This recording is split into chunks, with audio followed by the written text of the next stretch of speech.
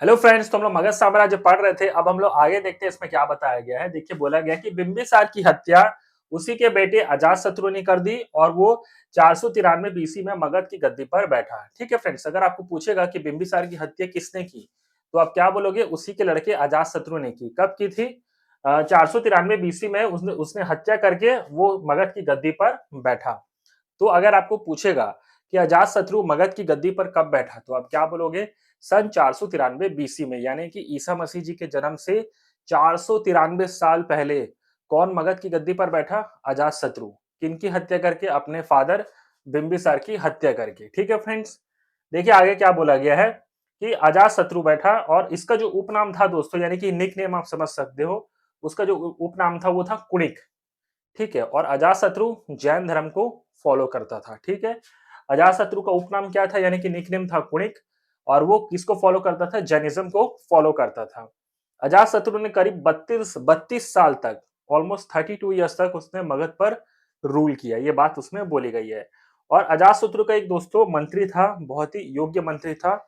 उनका नाम था वरसकार या फिर वर्षकार। इसी की सहायता से अजातशत्रु ने वैशाली को जीता। ठीक है फ्रेंड्स, वैशाली आज के समय में एक क्षेत्र है जो कि बिहार में पड़ता है। ठीक है, तो अगर आपको पूछेगा कि वैशाली को अजातशत्रु ने किसकी सहायता से जीता, तो आप क्या बोलोगे? वर्षकार की सहायता से। वर्षकार कौन था? अजातशत्रु का एक बहुत ही खास मंत्री था। ठीक है फ्रेंड्स, अगर आपको पूछेगा कि अजातशत्रु ने मगध पर कितने साल तक रूल किया, तो आप क्या बोलोगे? 32 साल तक। ओके, और अजातशत्रु के जो निक नेम था अजातशत्रु का, वो क्या था अगर आपको पूछेगा, तो आप क्या बोलोगे? उनका उपनाम था कुणिक। ठीक है, और वो कब मगध के तख्त पे बैठा? सन 493 बीसी में, यानी कि ईसा मसीह जी के जन्म से 493 साल पहले मगध पर कौन रूल किया, कौन उसके तख्त पे बैठा? तो वो था अजातशत्रु। किनकी हत्या करके? अपने फादर बिंबिसार की हत्या करके। ठीक है फ्रेंड्स, तो नोट कर लीजिए इतना। फ्रेंड्स, देखते हैं आगे क्या बोला है। देखिए कि 461 बीसी में ना अपने पिता की हत्या कर उदयन गद्दी पर बैठा। ठीक है फ्रेंड्स, तो इससे पहले हम लोग पढ़ चुके हैं दोस्तों, अजातशत्रु जो था, अजातशत्रु का जो पुत्र था उसका नाम था उदयन। ठीक है, तो उदयन जो था उसने अपने पिता की हत्या कब की दोस्तों? 461 बीसी में की। ठीक है, यानी कि ईसा मसीह के जन्म से लगभग 461 साल पहले उदयन ने अपने फादर की हत्या कर दी। ठीक है, और वो तख्त पे बैठा और उदयन ने पाटलिग्राम की स्थापना की। पाटलिग्राम यानी दोस्तों आप मान सकते हो पाटलिपुत्र यानी कि पटना, उसी को बोला जाता है। यानी कि पाटलिग्राम क्या है? आज के समय का पटना है। ठीक है, और इसी पटना की स्थापना किसने की? उदयन ने।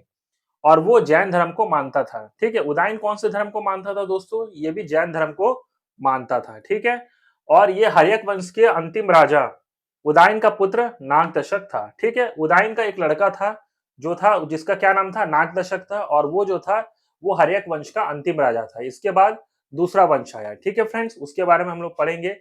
फिलहाल आप इतना नोट कर लीजिए। फ्रेंड्स, आगे देखते हैं। देखिए क्या बोला है कि नाग दशक को उसके अमात्य शिशुनाग ने ही सन 412 बीसी में अपदस्थ किया। यानी कि नाग दशक जो था दोस्तों, उसको उसके अमात्य, अमात्य का अर्थ होता है एक प्रकार से मंत्री बोल सकते हो, एक प्रकार से खास बोल सकते हो। तो अमात्य एक प्रकार से मंत्री आप मान सकते हो। तो नाग दशक को उसके मंत्री ने ही रास्ते से हटा दिया, और उसके मंत्री का क्या नाम था? शिशुनाग। शिशुनाग ने 412 बीसी में उसे हटा दिया पद से, और उसने मगध पर फिर कौन सा वंश आया? शिशुनाग वंश आया। पहले हर्यक वंश था, अब कौन सा वंश आ गया दोस्तों? शिशुनाग वंश आ गया। ठीक है, क्योंकि शिशुनाग ने क्या किया? जो हर्यक वंश का अंतिम राजा था नागदशक, उसको हटा दिया वहां से, मगध से तख्त से डिथ्रोन कर दिया उसको। और उसने शिशुनाग ने कौन से वंश की स्थापना की? शिशुनाग वंश की स्थापना की। कहां पर? मगध पर। ठीक है, हर्यक वंश के बाद कौन सा वंश आया? शिशुनाग वंश। ठीक है, शिशुनाग ने क्या किया?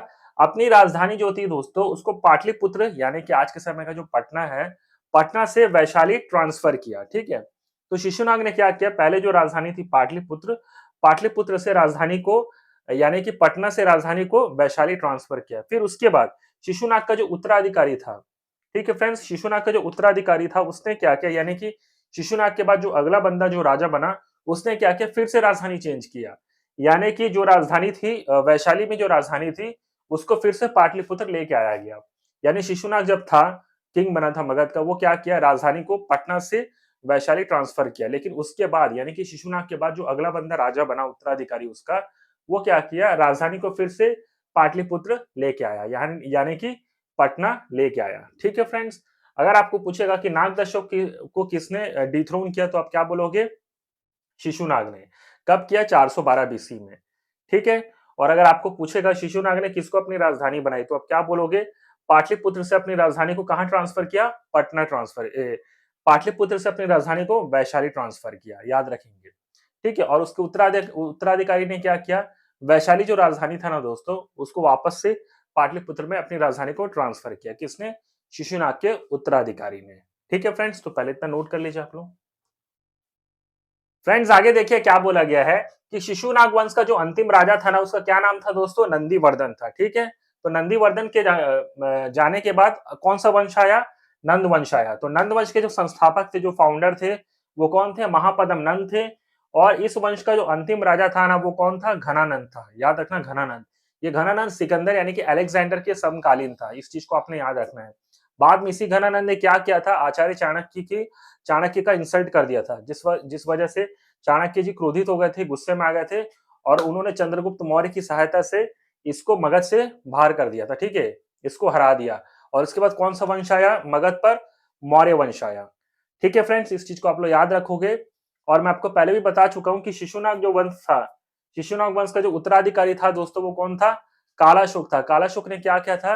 यानी कि शिशुनाग ने जो राजधानी पाटलिपुत्र से वैशाली ट्रांसफर की थी ना, तो उसके उत्तराधिकारी कौन था? कालाशोक। कालाशोक ने क्या किया था कि वैशाली में जो राजधानी था उसको वापस पाटलिपुत्र यानी कि पटना ट्रांसफर किया। किसने किया था ये?